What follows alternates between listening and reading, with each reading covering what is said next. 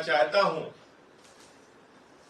कि गुजरात के जिन भाई बहनों ने, जिन माताओं ने, बुजुर्गों ने अपना भरोसा प्रधानमंत्री नरेंद्र मोदी जी के ऊपर जताया, इतना प्यार दिया, झोली भर भर के वोट दिया, कई बार मुख्यमंत्री बनाया, अपने कंधे पर बिठाकर भारत का प्रधानमंत्री बनाया। यह उन गुजरात के भाई बहनों के साथ भ्रष्टाचार का मामला है, लूट का मामला है, डकैती का मामला है, उनके जेब काटने का मामला है। और ये जेब काटने का काम किसी और ने नहीं किया। ये जेब काटने का काम भारत के प्रधानमंत्री के सबसे करीबी दोस्त अडानी ने किया है, अडानी की कंपनी ने किया है। एक एक करके सिलसिलेवार मैं आपको बताऊंगा। जब भारत के प्रधानमंत्री नरेंद्र मोदी जी 2007 में गुजरात के मुख्यमंत्री थे, उस वक्त उन्होंने अडानी के साथ एक समझौता किया और कहा कि गुजरात के लोगों को बिजली देना है, किस रेट में दोगे? अडानी ने कहा 2 रुपए 25 पैसे प्रति यूनिट, 25 साल तक इसी रेट में आपको बिजली दूंगा। यह एग्रीमेंट साइन हुआ, पावर परचेज एग्रीमेंट, पीपीए। कब साइन होता है? 2007 में। कब? जब भारत के प्रधानमंत्री गुजरात के मुख्यमंत्री थे। और अचानक वो अडानी अपने वादे से पलट जाता है, वो अडानी अपने समझौते से पलट जाता है, वो अडानी अपने किए गए एग्रीमेंट से पलट जाता है। 2018 में गुजरात की सरकार के साथ एक एग्रीमेंट साइन करता है कि साहब हमको कोयला बहुत महंगा खरीदना पड़ रहा है, कोयले का दाम बड़ा महंगा हो गया है, दुनिया के तमाम देशों से हमें कोयला मंगाना है, और जब हम महंगा कोयला मंगाएंगे तो बिजली महंगी होगी, इसलिए आपको महंगे दाम हमको देने पड़ेंगे। गुजरात की सरकार ने कहा जी हुजूर, क्यों, हमारी तो हिम्मत ही नहीं है, आप मोदी जी के दोस्त हैं, हम कैसे मना कर सकते हैं, बिल्कुल देंगे आपको। लेकिन कुछ बातें उसमें लिख दी उन्होंने। एक कंपनी है आर्गस ग्लोबल कंपनी। जो आर्गस ग्लोबल कंपनी है वो ये बताती है कि दुनिया में किस देश में कोयले का क्या दाम है। पहली बात, अडानी को विदेश से कोयला खरीदने की जरूरत क्या है? भारत तो कोयले के उत्पादन के मामले में सरप्लस कंट्री है। भारत तो पिछले साल का आंकड़ा आप उठा के देखेंगे तो 30% कोयले का उत्पादन भारत में बढ़ा है। भारत में जो कोयला खरीदा जाता है वो 2000-3000 रुपए टन राज्य सरकारों को मिलता है। तो आपने भारत से कोयला नहीं खरीदकर ये कहा कि साहब हमें इंडोनेशिया से कोयला खरीदना है और फला देश से खरीदना है और ढेमका देश से खरीदना है। लेकिन उस चिट्ठी में एक शर्त लिखी गई और यह कहा गया कि जो भी कोयले का रेट निर्धारण होगा वो आर्गस ग्लोबल कंपनी के द्वारा जो रेट बताया जाएगा दुनिया के देशों में कोयले का, उसके हिसाब से आपको पेमेंट किया जाएगा।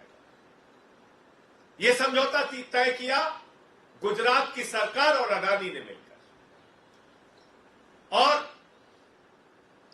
पेमेंट होता रहा।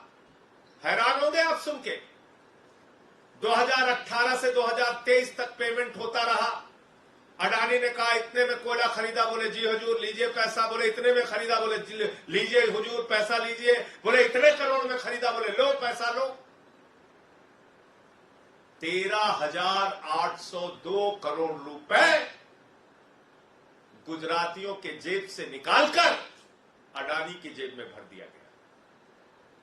जो भी अनाप शनाप रेट बताया, हैरान करने वाली बात है कि इतनी शक्तिशाली गुजरात की सरकार, एक गुजरात के मॉडल की बात करने वाली गुजरात की सरकार। कोई अडानी की कंपनी वाला जाके कहता है हम इतने करोड़ में कोयला खरीद रहे हैं, सरकार मान जाती है। वो आर्गस कंपनी के ग्लोबल रेट से वेरीफाई नहीं करती, वो जांच नहीं करती कि आर्गस का क्या रेट था, क्या बता रहा था वो उस वक्त की इंडोनेशिया में कितने का कोयला था। कोई वेरिफिकेशन नहीं, कोई जांच नहीं। अडानी ने बिल बना के दिया, पेमेंट हो गया।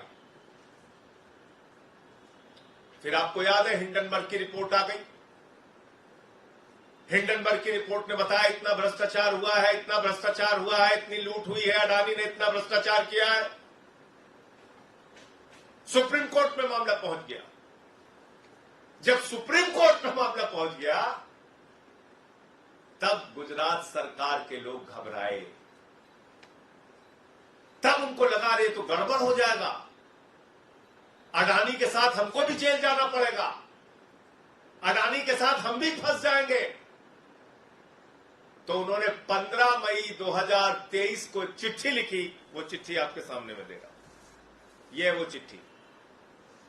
15 मई 2023 को गुजरात की सरकार कुंभकर्ण की नींद से जागी और जागकर उसने कहा, हुजूर माई बाप, आप नरेंद्र मोदी जी के दोस्त जरूर हैं, लेकिन आपके चक्कर में तो हम भी जेल चले जाएंगे। आपने तो जहां जहां से जितने में कोयला खरीदा उसका कोई प्रमाण नहीं दिया, उसके कोई कागजात नहीं दिए, उसके कोई बिल नहीं दिए। और जब आप इंडोनेशिया से महंगा कोयला बता रहे हैं, उस वक्त तो इंडोनेशिया में कोयले का दाम सस्ता था। यानी कि फ्रॉड करके, भ्रष्टाचार करके, झूठ बोल के ये पेमेंट लिया गया। और कितने का लिया गया मैं नहीं कह रहा हूं। अब ये 15 मई 2023 को गुजरात की सरकार अडानी से कह रही है कि हुजूर माई बाप, आपने गुजरातियों का 3,802 करोड़ रुपए लूट लिया है।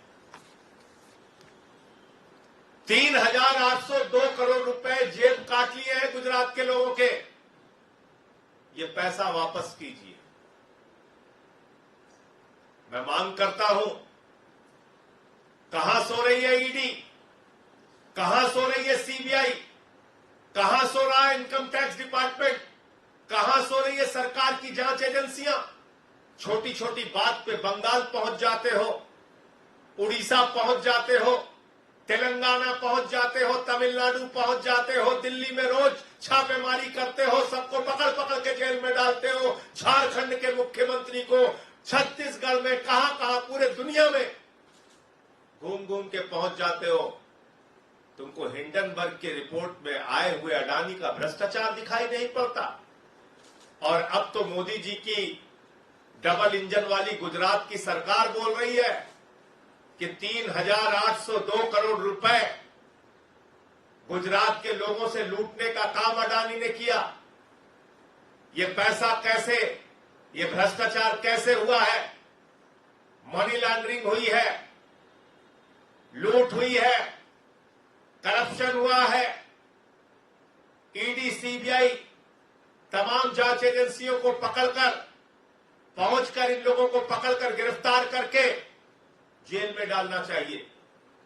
और गुजरात के उन तमाम अधिकारियों और मंत्रियों को जिन्होंने 2018 से लेकर 23 तक ये फर्जी बिलों के ऊपर हस्ताक्षर किए, ये फर्जी बिलों का भुगतान किया, ये फर्जी बिलों को अडानी के जेब में भरने का काम किया, उन सब के खिलाफ कार्रवाई होनी चाहिए। सुप्रीम कोर्ट में अगर मामला नहीं होता हिंडनबर्ग की रिपोर्ट के बाद, तो मैं यकीन के साथ कह सकता हूं ये चिट्ठी जारी नहीं होती। मेरा 3 सवाल है।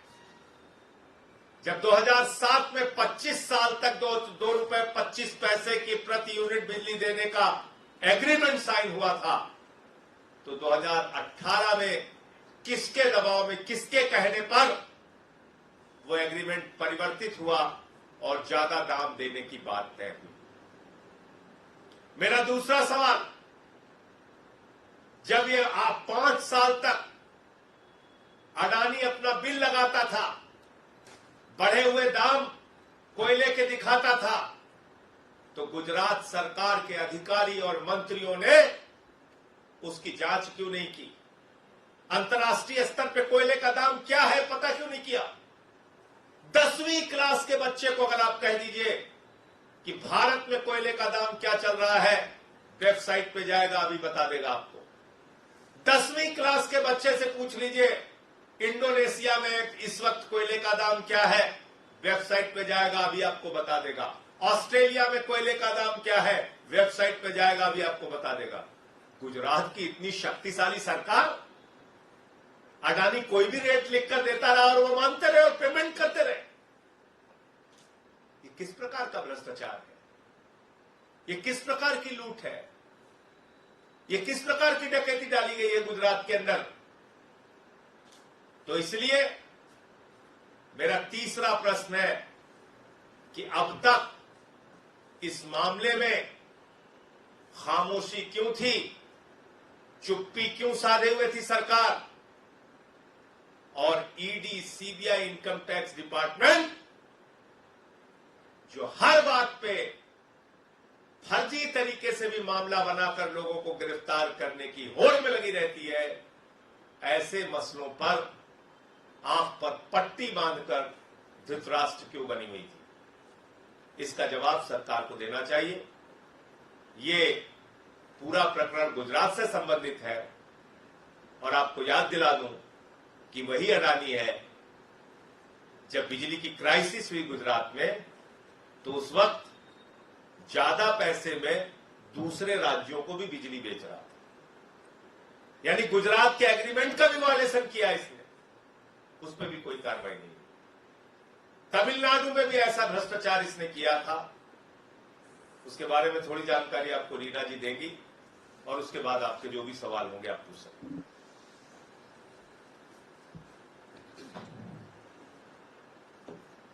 अभी आपको माननीय सांसद संजय जी ने बताया कि किस तरह से अडानी का भ्रष्टाचार गुजरात में चल रहा है, लेकिन ऐसा लग रहा है कि गुजरात नहीं, मोदी जी ने अडानी को खुली छूट दी हुई है कि पूरे देश में जहां चाहो, जितना पैसा जहां से लेने का मन है ले लो, तुम मेरे परम मित्र हो, जहां से खाना चाहो वहां से खाओ।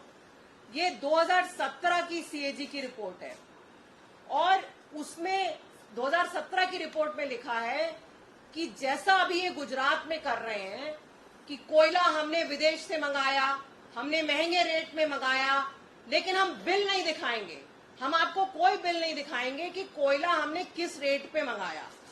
ठीक उसी तरह का कांड इन्होंने 2017 में तमिलनाडु में किया और सीएजी की रिपोर्ट में लिखा है कि जो सीएजी ने 297 कोयले के इंपोर्ट चेक किए अडानी के, उसमें से 176 में कंट्री ऑफ ओरिजिन, मतलब कोयला कहां से आया उसका सर्टिफिकेट नहीं लगाया।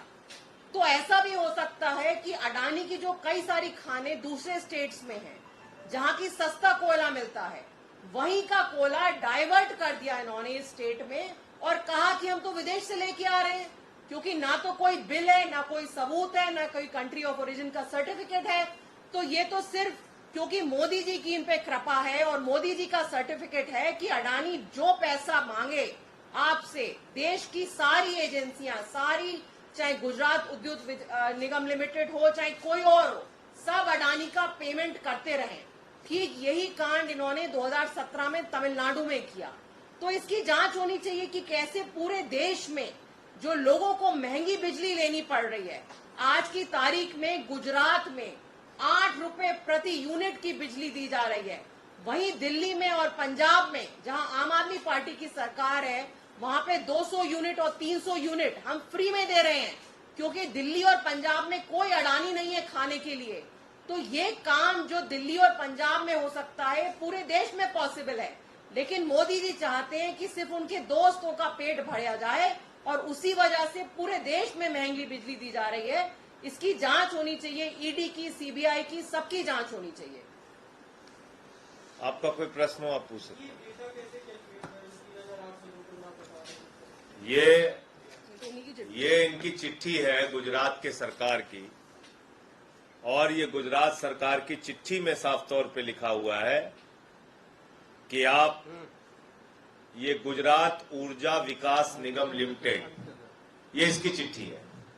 और कब लिखा है इन्होंने, तारीख बिल्कुल ध्यान से सुनिएगा, 15 मई 2023 को, जब सुप्रीम कोर्ट में कार्रवाई चल रही है अडानी के खिलाफ, सेबी जांच करने के लिए कहा गया है, सेबी जांच कर रही है। जब लगा कि हम तो डूबेंगे सनम, तुमको भी लेके डूबेंगे, जब लगा अडानी तो जाएगा ही, इसके साथ साथ हम भी फंस जाएंगे, तो 5 साल तक तो लूट करते रहे। लेकिन जब सुप्रीम कोर्ट में मामला गया, तब इन्होंने ये चिट्ठी लिखी कि भैया 3,802 करोड़ रुपए आपने हमसे ज्यादा वसूल लिया है और इसको वापस करिए हमारा। 5 साल तक नहीं चेक किया, 5 साल तक ये नहीं जानने की कोशिश की कि ये कोयला कितने दाम में आ रहा है, जो कि 10वीं का बच्चा भी अगर कोई लगा देती गुजरात की सरकार की, बेटा जरा पता करके बताओ कोयले का रेट इंडोनेशिया में क्या है या भारत में क्या है, तो बड़े आराम से पता चल जाता।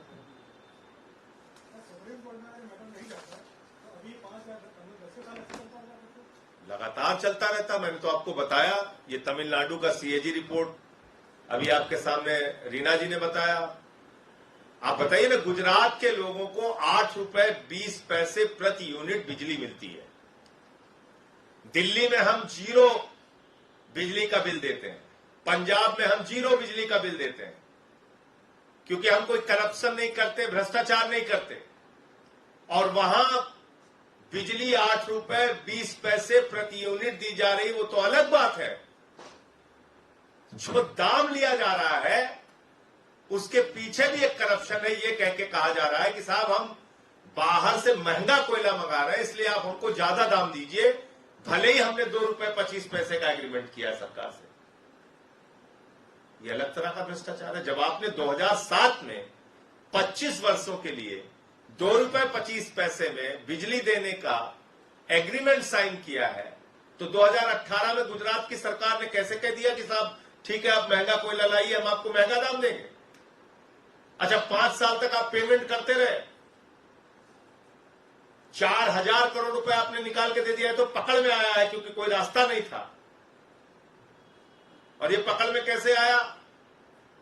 जब उन्होंने मामला देखा कि फंस रहे हैं, पुराने रेट देखे, आर्गस का इंडेक्स चेक किया, तो पता चला कि साहब जब इंडोनेशिया से इनका कोयला बताया जा रहा है कि इंडोनेशिया से कोयला लेके आए, उस वक्त तो इंडोनेशिया में दाम सस्ता था, इन्होंने महंगा दिखाया। तो भागने का कोई रास्ता था नहीं।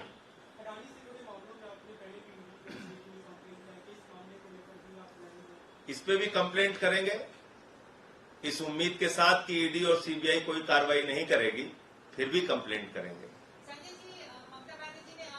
फिर भी कंप्लेंट करेंगे। देखिए, 2014 के बाद इस देश में मोदी वॉशिंग पाउडर आया है, तो उस वॉशिंग पाउडर का एक ही मकसद है, जो भ्रष्टाचारी मोदी जी से जुड़ा है उसको साफ सुथरा करके राजा हरिश्चंद्र बनाना, और जो किसी विपक्ष की पार्टी में है वो अगर अपने घर से सुबह निकलता है और रास्ते में कहां नाश्ता कर रहा है, कहां खाना खा रहा है, कहां मूवी देखा, उसकी सबकी जांच हो जाएगी। कितना पेट्रोल इस्तेमाल किया, कितना डीजल इस्तेमाल किया, तो उसकी सबकी जांच हो जाएगी, वो जेल चला जाएगा। इसके भुक्तभोगी अकेले हम नहीं हैं, पूरे देश में सीबीआई ईडी का डंडा सिर्फ और सिर्फ उन्हीं लोगों के खिलाफ चल रहा है जो सरकार के खिलाफ आवाज उठाने का काम करते हैं। मैंने हिंडनबर्ग की रिपोर्ट के मामले में शिकायत दी है ईडी को, लिखित शिकायत दी है, आज तक कोई कार्रवाई नहीं हुई इस पे भी शिकायत देंगे। देखिए, ऐसा है, अभी न्यायालय में एक मामला प्रकरण चल रहा है, ये बड़ा मुद्दा है, पॉलिटिकल, ये राजनीतिक मुद्दा है। ये मुद्दा है कि गुजरात के लोगों ने इतना प्यार दिया प्रधानमंत्री जी को, उनको देश का प्रधानमंत्री बनाया, गुजरात का मुख्यमंत्री बनाया, उन्हीं की जेब काटी जा रही है, उन्हीं गुजरातियों की जेब काटी जा रही है, और प्रधानमंत्री कुछ नहीं बोल रहे हैं। और उनका सबसे करीबी दोस्त जेब काट रहा है। और समझौता तब हुआ जब वो मुख्यमंत्री थे। सवाल इस बात का है, ईडी सीबीआई तो कुछ नहीं करेगी, ये तो तय है कि वो तो वही करेगी जो मोदी जी कहेंगे। और मोदी जी अपने दोस्त के खिलाफ कहेंगे क्यों? इतना गहरा रिश्ता है, जहाज में घूमते हैं दोनों लोग साथ साथ, क्यों बोलेंगे वो? तो इसलिए हाँ, हमारा नाम कहीं फर्जी डालना होगा डाल देंगे, आपका नाम डालना होगा डाल देंगे, किसी और को पकड़ना होगा पकड़ के डाल देंगे, फर्जी खबरें चलवाएंगे किसी के खिलाफ कि 17 फोन तोड़ दिया, 22 फोन तोड़ दिया, 52 करोड़ की संपत्ति मिल गई, कुछ भी बोलते जाएंगे किसी के भी खिलाफ कुछ भी। लेकिन जब मोदी के दोस्त का मामला आएगा तो आप देख लीजिएगा, ना ईडी, ना सीबीआई, ना इनकम टैक्स डिपार्टमेंट, सारे लोग धृतराष्ट्र बन जाएंगे।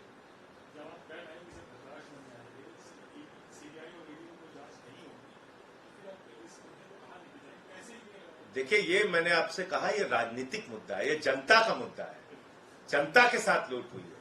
अगर सरकार की एजेंसियां काम नहीं कर रही हैं, मोदी का दोस्त लगातार भ्रष्टाचार कर रहा है और उसके भ्रष्टाचार पे चारों तरफ खामोशी है, तो हम जनता के बीच में जाएंगे, बताएंगे कि भैया निर्णय लो आप इनके खिलाफ, आप फैसला लीजिए, आप भी न्याय की कुर्सी पे बैठे हैं, आपको भी 5 साल में एक बार मौका मिलता है, आप लोग तय कीजिए। अब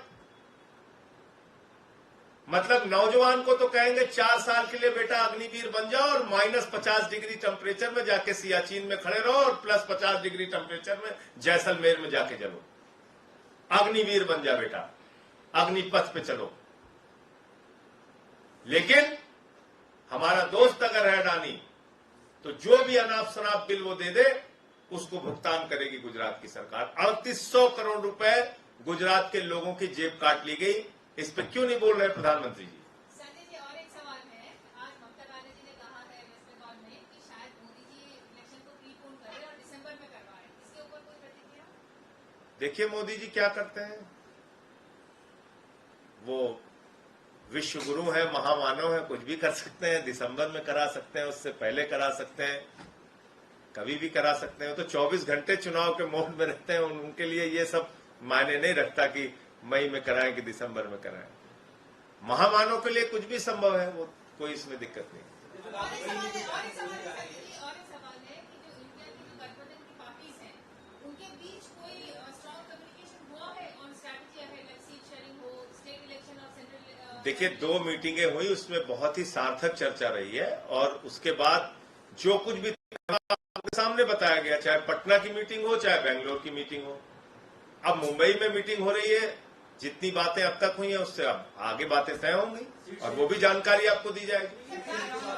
मैं कह रहा हूं ये कोई ऐसी बात नहीं है कि जिसको मैं आपसे इस प्रेस कॉन्फ्रेंस में बोल सकूं। बैठक होनी है 31 और 1 को, उस बैठक के बाद जो उस बैठक के परिणाम निकलेंगे, जो उस बैठक में तय होगा, बाकायदा प्रेस कॉन्फ्रेंस करके आप सबको जानकारी दी जाएगी। अभी उस पर कोई भी कमेंट करना या कोई बात करना वो जल्दबाजी भी होगी और गलत भी होगा। से जुड़ा हुआ है, बीजेपी हमेशा कहते हैं कि मुफ्त रोटी वाली बात। अब बीजेपी खुद जो है, जो मध्य प्रदेश है, वहाँ पर जो कांग्रेस के वादे जिस टाइम के उन्हें पूरा कर रही है, तो क्या आपको कॉपी कर रही है? देखो ये तो कितने दिन चुनाव रह गए, आप बताइए मुझे, कितने दिन चुनाव के रह गए? 3 महीने। तब आपको रक्षाबंधन याद आ रहा है, तब आपको बहनों का प्यार याद आ रहा है। 5 साल तक बहनों का प्यार नहीं याद आया आपको, तब 5 साल रक्षाबंधन नहीं हुआ मध्य प्रदेश के अंदर। तो क्या मध्य प्रदेश के लोग, वहां के मतदाता इतने मूर्ख है, वो नहीं समझ रहे कि किस कारण से पैसा दिया जा रहा है? तो एक होता है सरकार की नीयत, वो किस नीयत से आपके लिए काम कर रही है। अरविंद केजरीवाल जी मुख्यमंत्री बने 2015 में, अपने वादे उन्होंने एक एक करके वादे से ज्यादा काम, बिजली फ्री, पानी फ्री, शिक्षा फ्री, स्वास्थ्य फ्री, माताओं बहनों के लिए बस की यात्रा फ्री, सीसीटीवी कैमरों का जाल, मोहल्ला क्लिनिक, सारे काम किए उन्होंने। उसके बाद जब 5 साल पूरा हो गया तो उन्होंने कहा आपके बेटे ने अगर दिल्ली के लोगों के लिए 5 साल काम किया तो वोट देना, नहीं तो मत देना। बताइए, आजादी के बाद किस मुख्यमंत्री ने ऐसा बोला है आज तक? तो नकली और असली में फर्क होता है। कुछ फसली नेता होते हैं, कुछ असली नेता होते हैं। फसली नेता होते हैं जैसे फसल का सीजन आया हुआ, पैदा हुए, फिर उसके बाद गायब। तो इसलिए अभी चुनाव का समय है, इसलिए उनको रक्षाबंधन याद आ रहा है, गैस का सिलेंडर याद आ रहा है, और लोगों की जो दुश्वारियां 5 साल तक रही वो याद नहीं आया। अपनी इंडिया घटक दलों की बात की, संजीव गुप्ता का बयान है, उन्होंने कहा कि आम आदमी पार्टी मौके ढूंढ रही है कि घटक दलों से बाहर निकल जाएगी। वो ऐसे महान नेताओं के बारे में मैं कोई टिप्पणी नहीं करना चाहूंगा।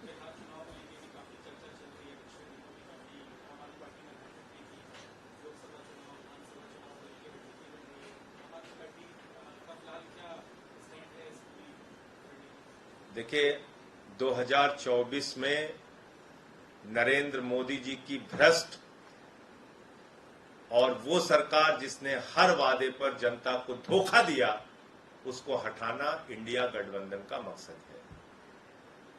हर वादे पर धोखा मोदी जी ने दिया है, और इसके कारण से सारे जो इंडिया गठबंधन के दल हैं उनका एक ही मकसद है कि इस सरकार को देश से हटाया जाए। और दूसरी बात, नफरत की आग में देश को झोंकने का काम किया है। मणिपुर हो, मेवात हो, कहीं भी हो, इन्होंने पूरे देश में नफरत का जहर घोलने का काम किया है। तो इसलिए भी ये सरकार हटनी चाहिए, और हम लोग उसके लिए कटिबद्ध है, एक साथ है। पंजाब में गवर्नर ने लिखा हुआ है दिल्ली सेवा बिल के बाद भी आम आदमी पार्टी की दूसरी सरकार यहाँ पर। देखिए, ऐसा है कि इस प्रकार की कार्रवाई से जो हिटलर है वो भी बेचारा शर्मा गया होगा। हिटलर को भी शर्म आती होगी कि यार ये मोदी जी के राज्यपाल तो हमसे भी आगे निकल गए, चिट्ठी का जवाब नहीं दोगे तो राष्ट्रपति शासन लगा देंगे। सुना है आजादी के बाद कभी आपने ऐसा? ये मोदी जी के राज में हो रहा है।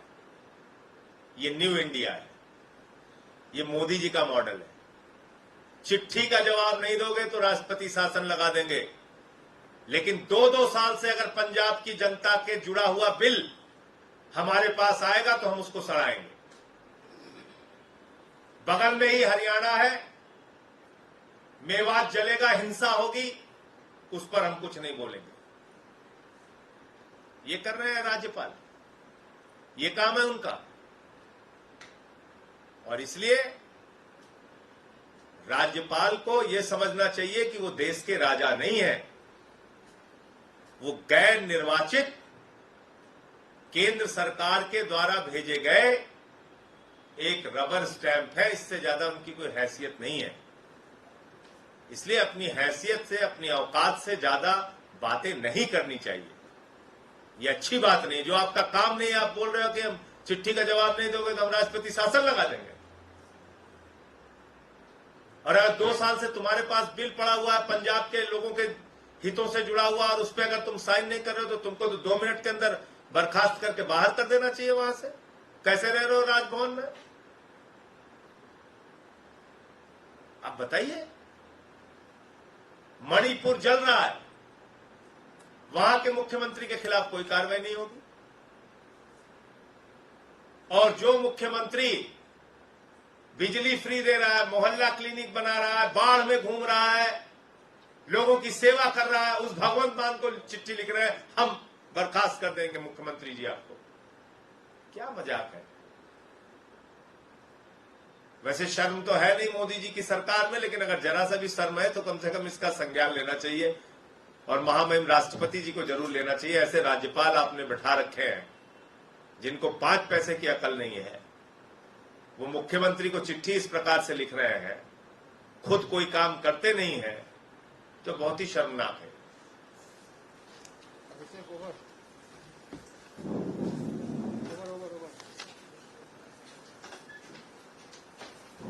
कर दिए